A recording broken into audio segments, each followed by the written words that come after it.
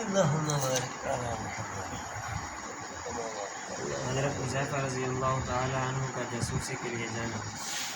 حضرت حذیفہ رضی اللہ تعالیٰ عنہ فرماتے ہیں کہ غزوہ خندق میں ہماری ایک طرف تو مکہ کے کفار اور ان کے ساتھ دوسرے کافروں کے بہت سے گروہ تھے جو ہم پر چڑھائی کر کے آئے تھے اور حملہ کے لیے تیار تھے، اور دوسری طرف خود مدینہ منورہ میں بنو قریظہ کے یہودی ہمارے دشمنی پر تلے ہوئے تھے کہ جن سے ہر وقت اندیشہ تھا کہ کہیں مدینہ منورہ کو خالی دے کر وہ ہمارے اہل و عیال کو بالکل ختم نہ کر دیں۔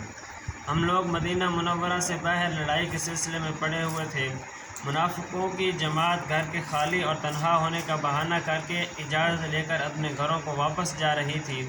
حضور اقدس صلی اللہ علیہ وسلم کا ہر اجازت مانگنے والوں کو اجازت مرمت فرما دیتے تھے، اور اسی دوران میں ایک رات آندھی میں اس قدر شدت سے آئی کہ نہ اس سے پہلے کبھی اتنی آئی اور نہ اس کے بعد۔ اندھیرا اس قدر زیادہ کہ آدمی کو پاس والا آدمی تو کیا اپنا ہاتھ بھی نظر نہیں آتا تھا، اور ہوا اتنی سخت کہ اس کا شور بجلی کی طرح گرج رہا تھا، اور منافقین اپنے گھروں کو لوٹ رہے تھے۔ ہم 300 کا مجمع اسی جگہ تھا۔ حضور اقدس صلی اللہ علیہ وسلم ایک ایک کا حال دریافت فرما رہے تھے اور اسی اندھیری میں ہر طرف تحقیقات فرما رہے تھے۔ اتنے میں میرے پاس کو حضور صلی اللہ علیہ وسلم کا گزر ہوا۔ میرے پاس نہ تو دشمن سے بچاؤ کے واسطے کوئی ہتھیار، نہ سردی سے بچاؤ کے لیے کوئی کپڑا، صرف ایک چھوٹی سی چادر تھی جو اوڑھنے میں گھٹنوں تک آتی تھی، اور وہ بھی میری نہیں بیوی کی تھی۔ میں اس کو اوڑھے ہوئے گھٹنوں کے بل زمین پر چمٹا ہوا تھا۔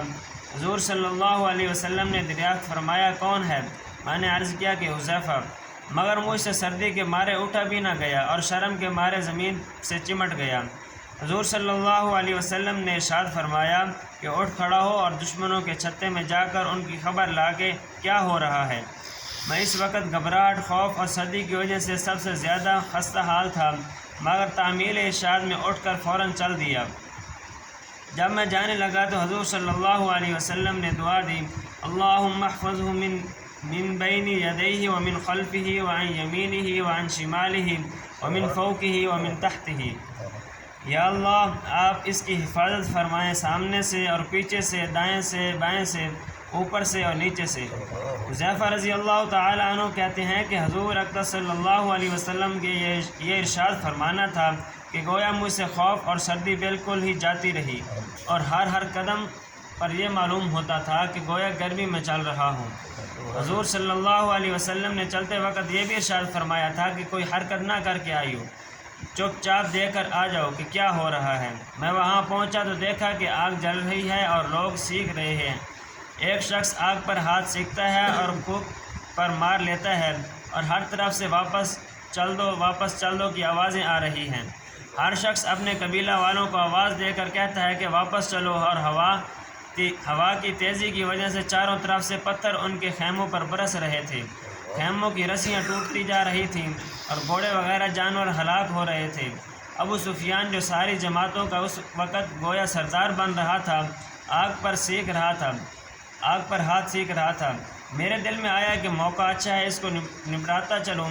ترکش میں سے تیر نکال کر کمان میں رکھ بھی لیا، مگر پھر حضور صلی اللہ علیہ وسلم کا ارشاد یاد آیا کہ کوئی حرکت نہ کیجیے، دیکھ کر چلے آنا۔ اس لیے میں نے تیر کو ترکش میں رکھ دیا۔ ان کو شبہ ہو گیا کہ کہنے لگے تم میں سے کوئی جاسوس ہے، ہر شخص اپنے برابر والے کا ہاتھ پکڑ لے۔ میں نے جلدی سے ایک آدمی کا ہاتھ پکڑ کر پوچھا تم کون؟ وہ کہنے لگا سبحان اللہ، تو مجھے نہیں جانتا، میں فلاں ہوں۔ میں وہاں سے واپس آیا۔ جب آدھے راستے پر تھا تو تقریباً 20 سوار عمامہ باندھے ہوئے مجھے ملے۔ انہوں نے کہا اپنا آقا سے کہہ دینا کہ اللہ نے دشمنوں کا انتظام کر دیا، بے فکر رہیں۔ میں واپس پہنچا تو حضور صلی اللہ علیہ وسلم ایک چھوٹی سی چادر اوڑھے نماز پڑھ رہے تھے۔ یہ ہمیشہ کی عادت شریفہ تھی کہ جب کوئی گھبراہٹ کی بات پیش آتی تو حضور صلی اللہ علیہ وسلم کی نماز کی طرف متوجہ ہو جایا کرتے تھے۔ نماز سے فراغت پر میں نے وہاں کا جو منظر دیکھا تھا عرض کر دیا۔ جاسوس کا قصہ سن کر دندان مبارک چمکنے لگے۔ حضور صلی اللہ علیہ وسلم نے مجھے اپنے پاؤں مبارک کے قریب لٹا لیا اور اپنے چادر کا ذرا سا حصہ مجھ پر ڈال دیا۔ میں نے اپنے سینے کو حضور صلی اللہ علیہ وسلم کے تلووں سے چمٹا لیا۔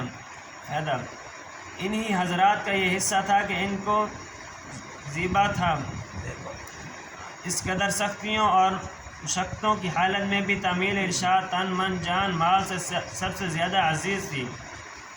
اللہ جل شانہ بلا استحقاق اور بلا اہلیت مجھے ناپاک کو بھی ان کی اتباع کا کوئی حصہ نصیب فرما دے۔